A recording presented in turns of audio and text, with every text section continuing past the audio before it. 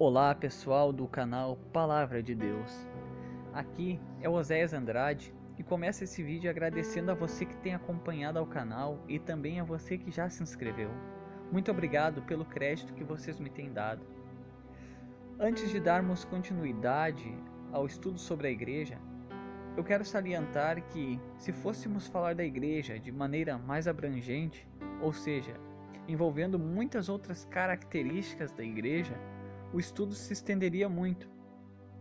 Procurei de maneira mais concisa e mais objetiva trazer a essência da igreja, o que significa a palavra e o que era a igreja na época dos apóstolos, o que ela significa e o que ela é nos nossos dias, um contraste entre a igreja primitiva e a igreja atual, para que nós possamos compreender o significado da mesma. Dito isso, vamos ao conteúdo do vídeo.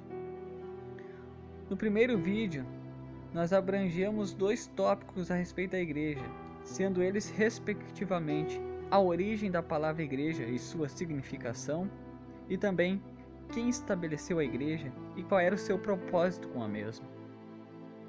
Hoje nós vamos entender um pouco mais sobre o que é a igreja.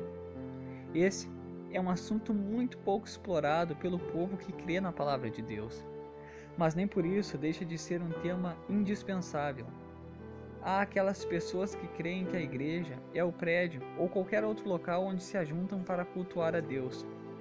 Há também aqueles que dizem que a igreja é formada por pessoas, mas na prática acabam entrando em contradição. É natural que algumas pessoas se escandalizem com o que será exposto a seguir. Isso se dá ao fato de que a grande parte da cristandade atual não examina a doutrina na qual são instruídos e também não aprovam quando outros o fazem. Ao contrário do que muitos pensam, a igreja não é e nem pode ser uma instituição, um templo feito por mãos humanas, porque um pensamento assim é extremamente materialista e contraditório ao Evangelho. Vejam o que o próprio Jesus disse a seus discípulos quando os mesmos se direcionaram a ele para elogiar a glória do templo de Jerusalém. Ao sair Jesus do templo, disse-lhe um de seus discípulos: Mestre, que pedras, que construções! Mas Jesus lhe disse: Vês essas grandes construções? Não ficará pedra sobre pedra que não seja derribada. Marcos 13, 1 e 2. É verdade que nessa passagem, Jesus estava profetizando a respeito do cerco de Jerusalém e a destruição do templo, o que viria a acontecer por volta de 70 depois de Cristo. Mas também é notório que ele estava reprovando o materialismo de seus discípulos e o apego ao visível e efêmero. Na época da lei, era normal que o templo fosse belo e ornamentado da mais sublime forma possível, pois nele habitava o nome do Senhor, conforme o seguinte texto: Porque escolhi e santifiquei esta casa, para que nela esteja o meu nome perpetuamente. Nela estarão fixos os meus olhos e o meu coração todos os dias. 2 Crônicas 7,16. Esse texto é parte do que o Senhor falou a Salomão no mesmo dia em que o mesmo dedicou o templo a Deus. Vemos nesse verso um motivo evidente de toda a luxuosidade que havia no templo de Jerusalém. O nome de Deus e também seus olhos estavam sobre aquele lugar, ainda que simbolicamente. Parecia razoável ao povo judeu que, como sinônimo de reverência e louvor à majestade de Deus, esse local fosse o mais sofisticado e esplendoroso possível.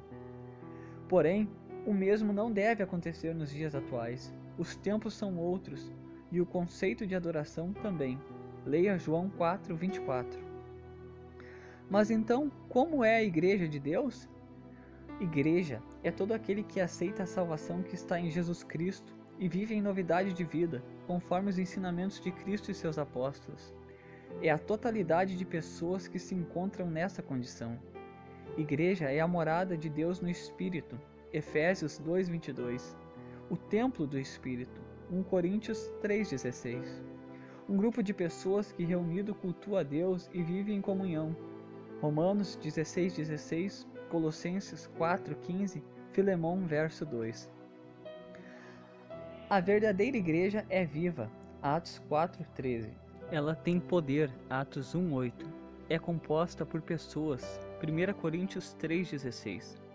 Toda concepção diferente dessa não procede das Escrituras, e infelizmente formam crentes materialistas, os quais geralmente se gloriam em placas, prédios e até em pessoas, mas não na cruz de Cristo. Gálatas 6,14. Para evidenciar ainda mais que a igreja é composta por pessoas e não por tijolos, ferros e outros materiais, analisemos 2 textos a seguir. Pedro, pois, estava guardado no cárcere, mas havia oração incessante a Deus por parte da igreja a favor dele. Atos 12:5. Quem estava orando? Será que eram prédios ou lugares específicos? Outro verso. Porque ouvistes qual foi o meu proceder outrora no judaísmo, como sobremaneira persegui eu a igreja de Deus e a devastava. Gálatas 1:13. Será que Paulo perseguia prédios e construções? Fica assim estabelecido como fato bíblico que a igreja é composta de pessoas e não é lugares específicos, templos ou outras construções. Apocalipse nos revela outro aspecto a respeito da igreja. Quanto ao mistério das 7 estrelas que viste na minha mão direita e aos 7 candeeiros de ouro, as 7 estrelas são os anjos das 7 igrejas, e os 7 candeeiros são as 7 igrejas. Apocalipse 1:20. Perceba que Jesus, ao dirigir-se a João, descreve as 7 igrejas da Ásia como sendo candeeiros de ouro. Quando você pensa em candeeiro ou candelabro, certamente você relaciona essa palavra com um utensílio antigo usado para iluminar o ambiente, correto? Candeeiro, segundo dicionários de português, é um utensílio que se emprega para iluminar continuamente. Essa ideia está completamente harmonizada com Mateus 5, do 14 ao 16. Vós sois a luz do mundo. Uma cidade edificada sobre um monte não pode ser escondida. Igualmente, não se acende uma candeia para colocá-la debaixo de um cesto. Ao contrário, coloca-se no velador, e assim ilumina todos os que estão na casa. Assim deixai a vossa luz resplandecer diante dos homens, para que vejam as vossas boas obras e glorifiquem o vosso Pai que está nos céus. A igreja é uma lâmpada posta em um mundo tenebroso. E a vontade de Deus não é que a luz dessa lâmpada seja ofuscada pelas trevas do mundo, mas sim que as trevas deste século sejam dissipadas pela luz da igreja. É digno de nota que a luz da igreja não é ela propriamente dita, mas sim o Espírito de Deus que repousa sobre ela, e também as suas obras, que devem ser justas, prudentes e retas, opostas à dissolução do mundo, obras pelas quais os homens do mundo venham a glorificar a Deus, nosso Pai.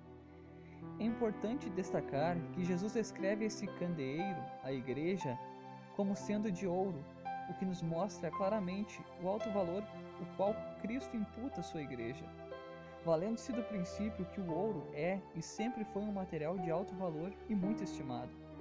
Certamente, valemos muito mais do que ouro para Deus, afinal, fomos resgatados pelo sangue de seu Filho, Jesus Cristo.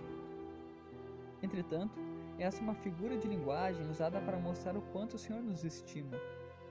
Talvez você se pergunte, devo deixar minha igreja?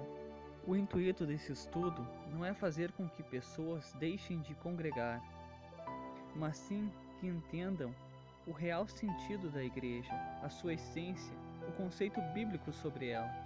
Que nós possamos compreender que a igreja é um grupo de pessoas regeneradas, e cada pessoa nessa condição individualmente, assim dando mais valor à comunhão e à unidade daqueles que creem em Deus, e estimando menos os templos de pedra e também as placas que acabarão ficando para trás quando Cristo vier buscar o seu povo, zeloso e de boas obras, que se chama pelo seu nome. Nós chegamos ao fim da segunda parte desse breve estudo sobre a igreja. Peço a você que deixe seu comentário. Você que não é inscrito, inscreva-se no canal, deixe seu like e até o próximo vídeo. Um grande abraço e que Deus abençoe cada um.